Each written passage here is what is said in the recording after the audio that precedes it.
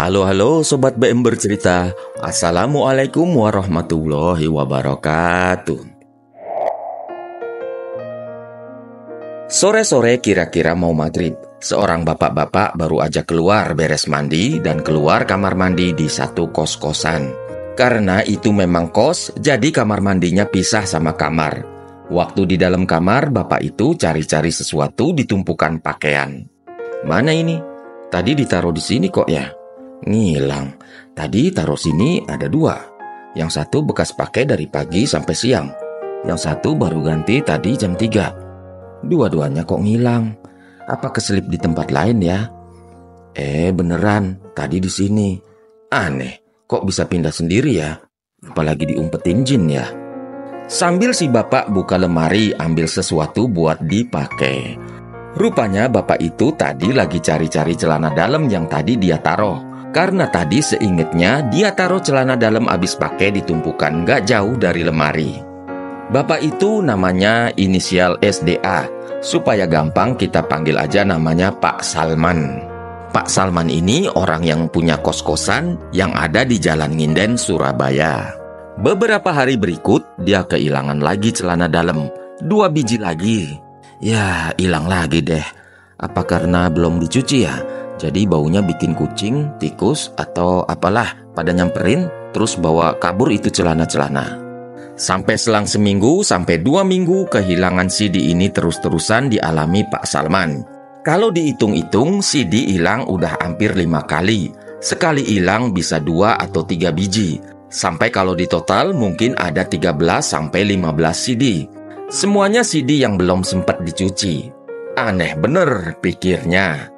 Tadinya Pak Salman cuma mikir, siapa tahu itu barang cuma nyelip-nyelip aja sambil ngarep siapa tahu kapan-kapan nggak sengaja bisa ketemu lagi.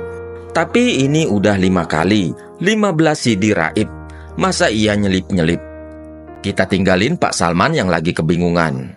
Ada seorang lelaki namanya Muhammad Fatur Rizki umuran 30 tahun. Dia barusan aja sampai ke kamar kosannya setelah habis pergi sama temennya diboncengin motor. Di dalam kamar dia keluarin sesuatu yang dibungkus plastik kresek hitam. Dia keluarin isinya, dia pandangin isinya, dia cium-cium, usap-usap ke pipi, cium lagi, usap lagi, cium lagi. Kalian mungkin penasaran barang apa sih yang dikeluarin dari kresek itu? Iya, itu ternyata cuma celana dalam. Kayaknya udah kotor, bekas dipakai. Dilihat dari wujudnya yang udah dekil gitu. Rizky itu aslinya wong Surabaya. Sekarang dia tinggal di kosan di wilayah Sukolilo. Dia sering pindah-pindah tempat kos.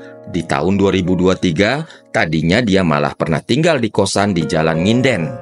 Di tempat kos yang dipunyain Pak Salman, Rizky dulu seneng dapat kosan yang dijaga Pak Salman. Karena posisi kosnya strategis, juga nyaman situasinya. Dulu-dulunya waktu pertama datang ke kosan Pak Salman, juga pertama ketemu bapak kos ini, Rizky terkesan banget sama Pak Salman.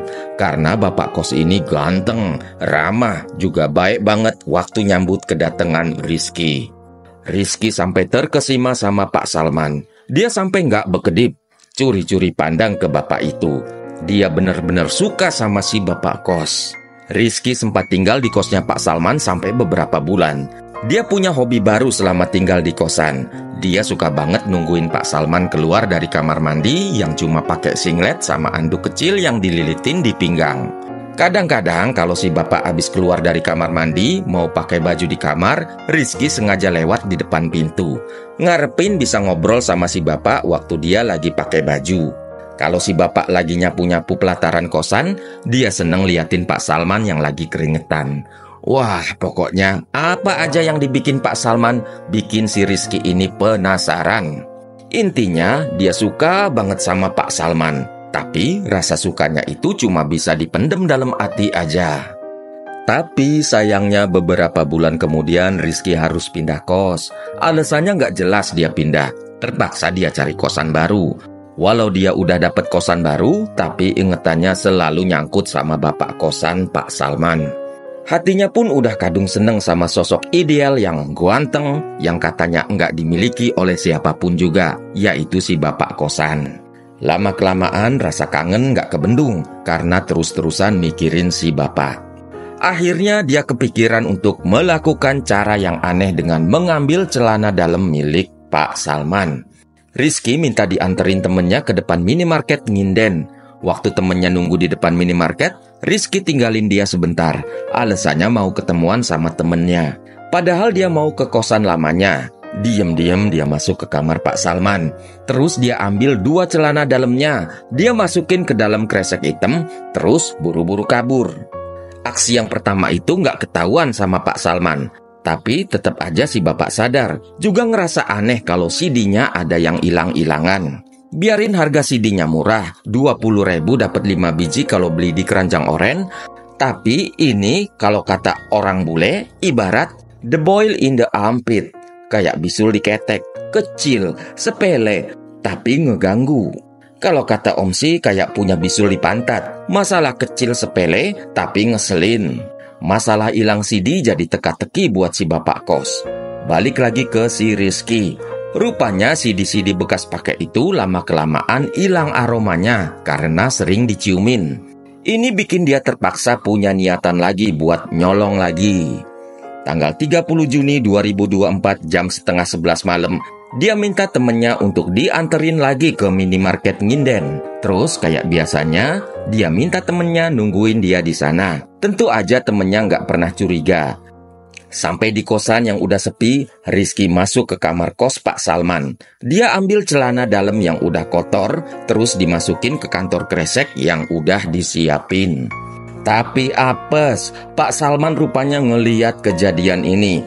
Pak kos yang kaget spontan otomatis teriak sekenceng-kencengnya, "Maling! Maling! Maling!" Warga sekitaran langsung pada keluar terus datang ke kosan sampai akhirnya si Rizky nggak bisa kabur, ketangkep dikepung warga. Sekalian dikasih salam olahraga. Polisi yang dapat laporan langsung datang ke lokasi, langsung amanin Rizky, terus digiring ke Polsek Sukolilo. "Coba sebutin motif kamu ambil celana dalam di kosan itu?"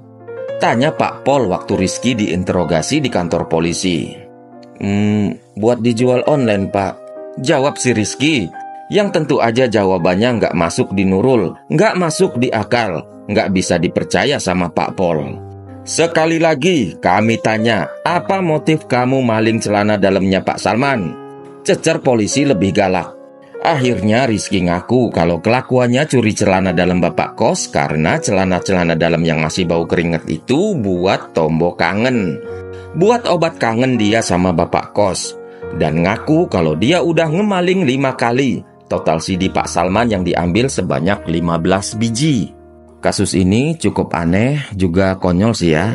Kasus ini juga sempat bikin heboh, juga viral di medsos. Di kasus ini, kasus pencurian celana dalam bapak kos ini cuma berhenti di sini. Karena Om nggak tahu hukuman apa yang dikasih ke Rizky. Ya, lebih baik sih jangan dipenjara. Sanksi sosial aja kayaknya udah cukup buat si Rizky. Juga dikasih rehabilitasi, supaya kedepannya nggak curi-curi celana dalam bapak kos lagi. Itu aja cerita singkat kita kali ini. Cerita yang aneh dan menggelikan. Hati-hati yang punya celana dalam. Have a nice day and bye-bye.